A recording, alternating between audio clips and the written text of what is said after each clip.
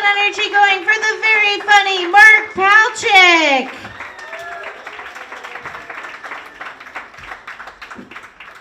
Wowzer, that was great. I'm Mark Palchik. I'm from Washington, D.C., and I love it. Except it's getting so expensive.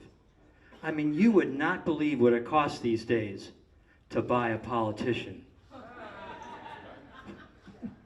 Hey, speaking about all the justice that money can buy, I am fed up with the gun violence in this country.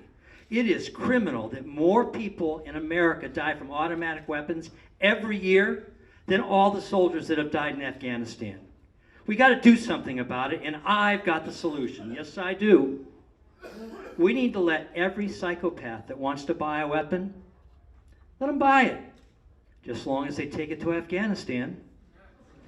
Because really, shouldn't we be exporting our fastest growing domestic product? You know, domestic terrorism.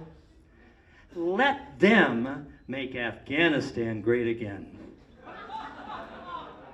So I am so happy to be back in Washington. Where were I?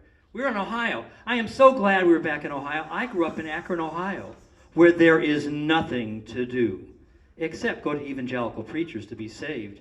And I went. Yes, I did. I got to see the Reverend Rex Humbard preach at the cathedral tomorrow. Whoa, he was awesome. He was so charismatic. He was so powerful. He had the power to take away all of my sins. He had the power to take away all of my ills. He had the power to take all major credit cards. But not American Express. And boy, howdy, I wanted that power. So I went to my career counselor and I said, Rabbi, they got it. I want to be an evangelical preacher. And that's when I found out they don't let Jews do that. So I imagine a bunch of you like flying. I hate flying. I particularly hate being at 35,000 feet with no control over your fate. So the first thing I do when I get on a plane is I check out that plane's karma. And I know you do too. If there are a bunch of young kids on the plane, I go, great! Karma's not going to let anything happen to these innocents. If there are priests on the plane, it could go either way. If the young kids get on with the priests, I get off the plane.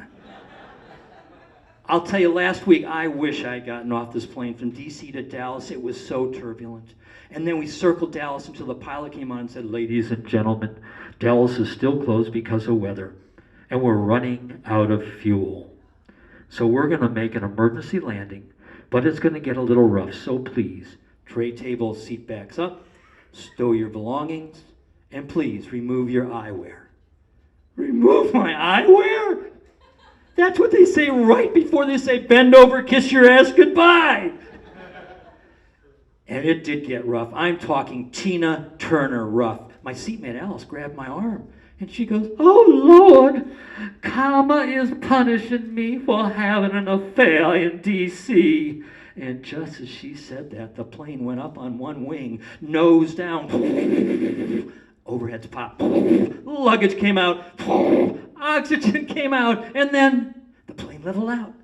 Ladies and gentlemen, Dallas is clear, landing in 2 minutes. Hallelujah! Everybody was applauding, except for Alice.